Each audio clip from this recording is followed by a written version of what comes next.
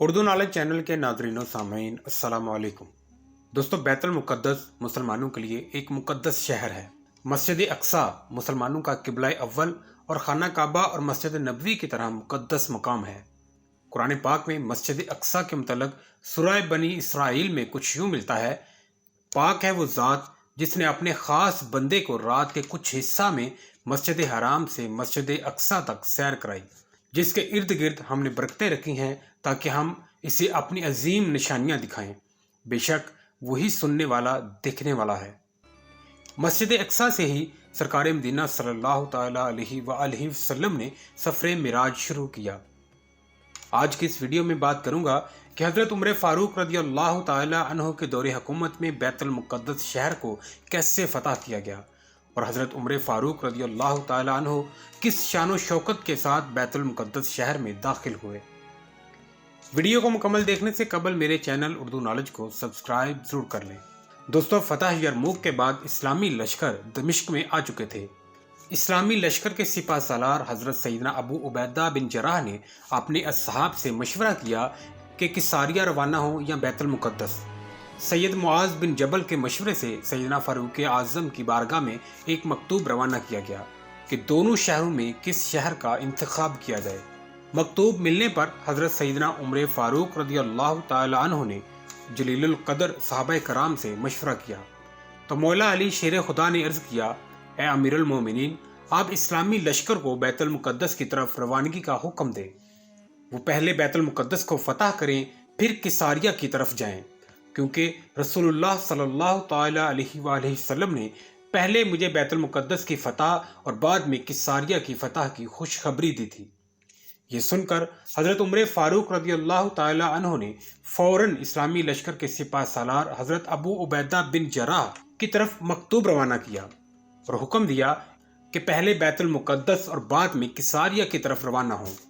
हज़रत उमर फ़ारूक रज़ियल्लाहु ताला अन्हु का मकतूब मिलते ही हज़रत अबू उबैदा बिन जराह ने मुजाहिदीन का लश्कर बैतुल मुक़द्दस की तरफ रवाना कर दिया।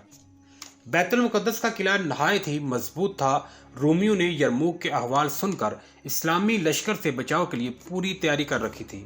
इस्लामी लश्कर ने जाते ही किला का मुहासरा कर लिया और रोज़ाना किले पर हमले होते रहे। 11 दिन तक हमले होते रहे मगर कोई ख़ास पेशरफ्त ना हुई। 11वें दिन जब हज़रत अबू उबैदा बिन जराह खुद हज़रत खालिद बिन वलीद रज़ियल्लाहु ताला अन्हु के साथ तशरीफ़ लाए तो मुजाहिदीन ने तकबीर की सदाएं बुलंद की, जिस पर रोमियों को मालूम हुआ कि इस्लामी लश्कर का सरदार आ गया है और वह सब परेशानी के आलम में अपने बड़े राहब के पास गए और सारी सूरत हाल बयान की। जब इसे मालूम हुआ कि मुसलमानों का सरदार आ गया है तो बहुत परेशानी की हालत में कहने लगा कि अब तुम्हारी हलाकत नज़दीक है, क्योंकि मैंने पिछली किताबों में पढ़ा है कि मुल्क शाम को मोहम्मद सल्लल्लाहु ताला अलैहि वसल्लम का एक सुर्ख रंग का सहाबी फतह करेगा। अगर ये वही सरदार है तो सुलह के अलावा कोई दूसरी सूरत नहीं। इसके बाद राहिब इस्लामी लश्कर के सिपा सालार को देखने के लिए किले की दीवार पर गया और सैयदना अबू उबैदा बिन जराह को बुलाया। हज़रत अबू उबैदा बिन जराह ने राहिब से बात की कि या तो तुम इस्लाम कबूल कर लो या जिजिया देकर अमान हासिल कर लो या फिर हमसे जंग करो। लेकिन इस राहिब ने सैयदना अबू उबैदा बिन जराह की बात का कोई जवाब न दिया और सैयदना अबू उबैदा बिन जराह को देखते हुए वापस चला गया और अपनी कौम से कहा कि ये वो शख्स नहीं जिसके बारे में मैंने कुतब में पढ़ा है, तुम जंग करते रहो। इसके बाद 4 माह तक जंग जारी रही। इस्लामी लश्कर रोज़ाना किले पर हमला करता, रूमी तीरों की बरसात करते, दोनों अतराफ से जानी नुकसान भी होता और सिपाही भी जख्मी होते। पूरे 4 माह हज़रत अबू उबैदा बैतुल मुक़द्दस रहे और हर रोज़ मैदान जंग में शदीद लड़ाई होती। मुसलमानों ने सर्दी, बर्फबारी और सख्त बारिशों में भी सब्र का दामन न छोड़ा। आखिरकार अहले शहर तंग आ गए और दोबारा कमामा नामी इबादत गाह में जाकर राहिब से मदद चाही। इस राहिब ने दोबारा इस्लामी लश्कर के पास आकर जंग बंदी के लिए हज़रत अबू उबैदा से बातचीत शुरू की और इसी गुफ्तगू के दौरान राहिब ने हज़रत उमर फ़ारूक रज़ियल्लाहु ताला अन्हु के औसाफ बयान किए और हज़रत अबू उबैदा रज़ियल्लाहु ताला अन्हु को बताया कि सिर्फ मोहम्मद सल्लल्लाहु ताला अलैहि वसल्लम के सहाबी उमर ही बैतुल मुक़द्दस को फ़तह कर सकते हैं। उमर नामी सहाबी आ जाएं तो हम बगैर जंग के बैतुल मुक़द्दस छोड़ देंगे, वगरना हम जंग करते रहेंगे। حضرت ابو عبیدہ رضی اللہ تعالی عنہ نے اپنے اصحاب سے مشورہ کے بعد حضرت عمر فاروق رضی اللہ تعالی عنہ کو ایک مکتوب روانہ کیا۔ مدینہ شریف میں مکتوب ملتے ہی حضرت عمر فاروق رضی اللہ تعالی عنہ نے حضرت عثمان غنی اور حضرت علی المرتضی شیر خدا سے مشورہ کیا، جس پر حضرت علی رضی اللہ تعالی عنہ نے حضرت عمر فاروق رضی اللہ تعالی عنہ کو بیت المقدس جانے کا مشورہ دیا، تاکہ مسلمان جو کافی عرصہ سے بیت المقدس کا محاصرہ کیے ہوئے ہیں اور ہر طرح کی تکالیف برداشت کر رہے ہیں، ان کو اطمینان حاصل ہو۔ اور اس کے علاوہ بیت المقدس بہت ہی مقدس جگہ ہے، رومی اس قدر آسانی کے ساتھ نہ چھوڑیں گے۔ حضرت عمر فاروق رضی اللہ تعالی عنہ نے حضرت علی المرتضی رضی اللہ تعالی عنہ کے مشورہ سے بیت المقدس جانے کا ارادہ کر لیا اور اپنے چند اصحاب کے ساتھ بیت المقدس کی جانب سفر شروع کر دیا۔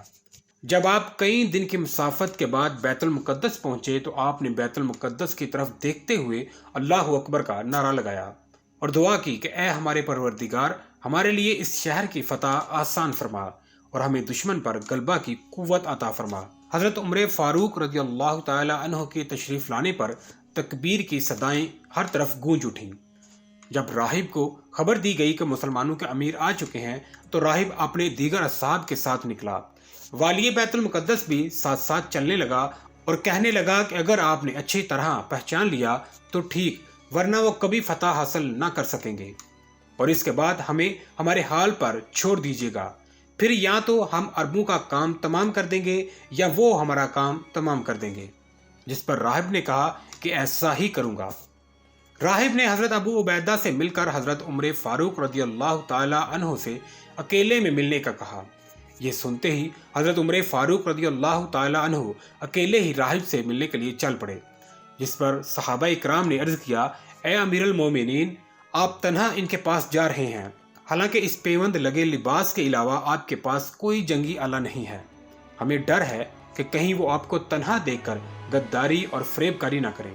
جس پر حضرت عمر فاروق رضی اللہ تعالی عنہ نے یہ آیت تلاوت فرمائی کہ تم فرماؤ ہمیں نہ پہنچے گا، مگر جو اللہ تعالیٰ نے ہمارے لیے لکھ دیا وہ ہمارا مولا ہے، مسلمانوں کو اللہ ہی پر بھروسہ کرنا چاہیے۔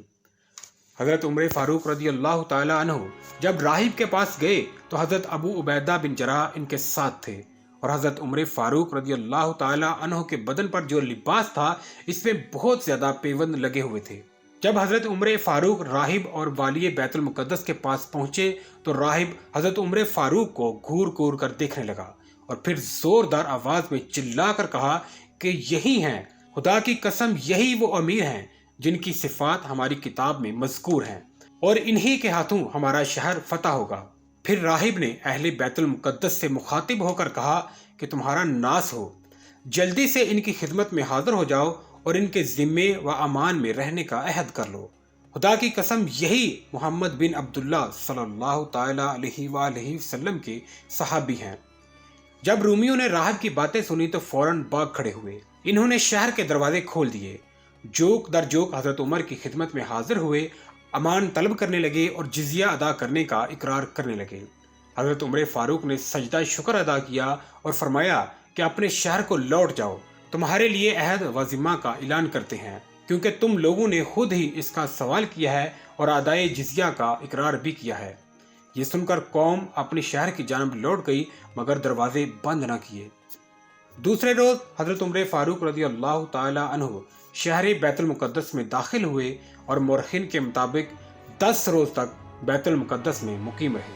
اس طرح حضرت عمر فاروق رضی اللہ تعالی عنہ کے دور حکومت میں بیت المقدس فتح ہوا، اور یہ مسلمانوں کی ایک عظیم و شان فتح تھی۔ دوستو، اس ویڈیو کو لائک، اپنے دوستوں کے ساتھ شیئر ضرور کریں اور کمنٹس باکس میں اپنا فیڈ بیک ضرور دیں۔